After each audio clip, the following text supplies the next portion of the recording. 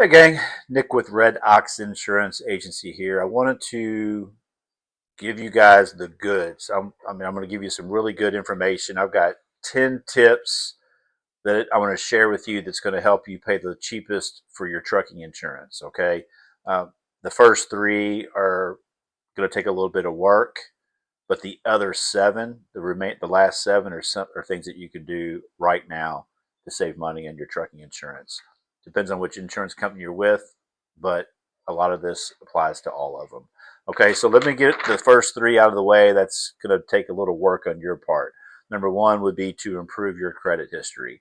Credit history is a huge rating factor for these insurance companies. So they're going to pull your credit. It's not a hard inquiry. It doesn't affect your credit score.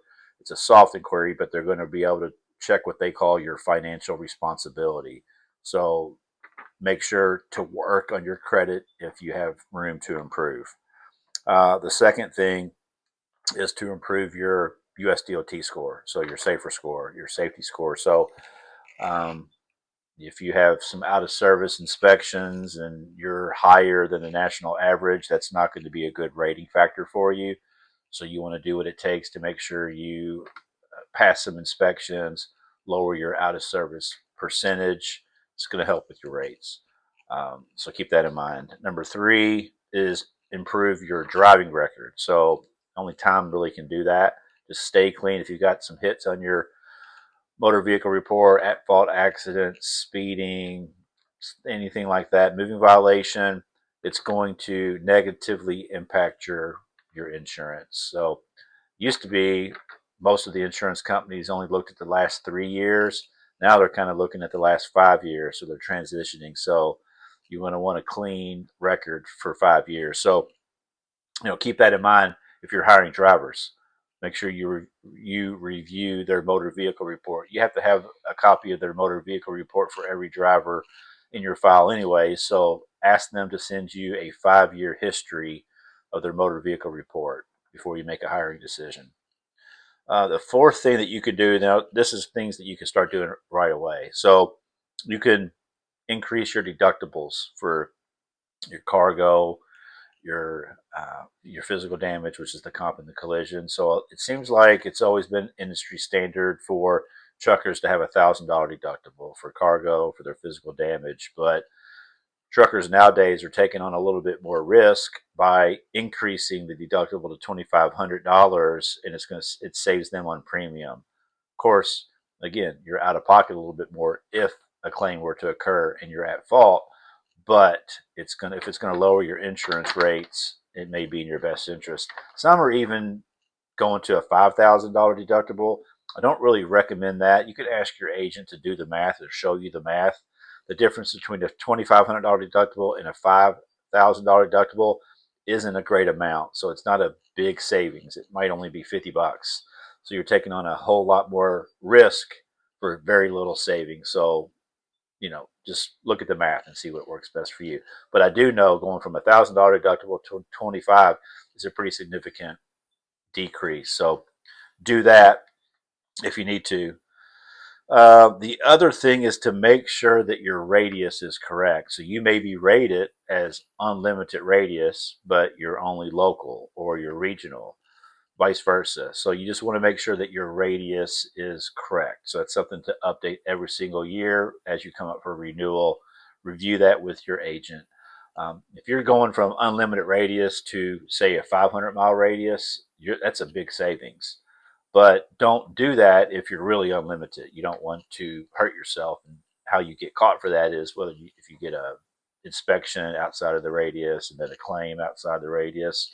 The insurance companies allow you to go outside of your radius 10% of the time, but if every time something happens and it's outside the radius, they're gonna change that on you, or they could cancel you or whatnot. So you want to be legit, but just make sure you review it.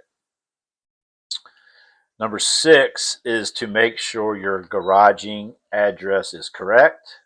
Slash, change your garaging address if you're in a bad area. It's hard to tell if you're in a bad area or not, but there's some indication. So these insurance companies rate down to the zip code. So if your zip code has high theft, high crime, things like that, you're going to pay a higher rate. So let me just give you an example of what to do. But you want to, like, again, you want to be legit. I would never encourage anybody to do anything that's going to possibly get them canceled or that's not legit. So let's say you're currently, let's say you're in Atlanta, Georgia, downtown Atlanta, and that's where your garaging address is. Um, and you're going to probably pay through the roof for insurance because the rates there are pretty expensive. But let's say you can go 30 minutes outside of Atlanta and rent a space at one of those uh, storage facilities that has a huge lot. You know, people sometimes store their boats there or their lawn care equipment or whatever the case may be. There's an outdoor lot that you could pay, sign a legit lease agreement, park your car there when you're not running freight, and just drive home or whatever the case may be. But if you get outside of that bad zip code into a better zip code, it's a significant decrease in your rates. Again, be legit. Don't mess with the insurance company and fabricate something, make something up, because they're going to ask for the lease agreement. They're going to, they'll go to Google Earth and see if it's a legit place that you're telling them. Um, so make it legit. Number 7 is to, actually 7 is combined with when I said improve your driving record, hire good drivers as well. So that's a combination. I've already touched on that. So number 8 would be to purchase a general liability policy before you start a new policy. Some insurance companies, Progressive and Geico, they'll give you a discount if you have a general liability policy before starting a policy with them. So it might cost you $500 to purchase a general liability policy, but it could save you $1,500 because you get a discount for having that general liability policy. So get general liability if you don't already have it. Number 9 is to make sure, depending on which insurance company you're with, make sure you're getting the ELD discount if it's offered. Okay, so if you have an electronic logging device, ask your agent, does the insurance company I'm with offer an ELD discount? And if so, if they do and you're not on it, get it. Make sure you get that discount. And then number 10, this is something newer. Depending on the company, they could give you a discount for having a dash cam. I know people frown upon dash cams, especially when they're facing the driver. But if it's going to save you a lot of money and you're not doing anything wrong, it's only going to help you. It's going to save on your insurance. And truck drivers are getting exonerated for claims liability when the information on the camera shows that maybe somebody pulled out in front of you, versus the big bad truck driver always, never getting the benefit of the doubt, always being at fault when it's a he said, she said type of situation. So I would strongly encourage dash cams. Um, but again, make sure you're getting the proper dash cam so that you get to take advantage of the discount if one is being offered.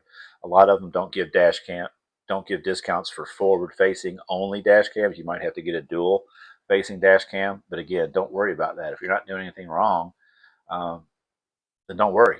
Anyways, those are 10 ways that you could save money on your trucking insurance on 2025. 7 of those suckers you could implement right now. 3 of them you got to do a little work. But if there's anything that I can do for you, please let me know. I encourage everybody to go to redoxinsurance.com and fill out the quote request form. Even if you're not up for renewal right now, let us just test the market.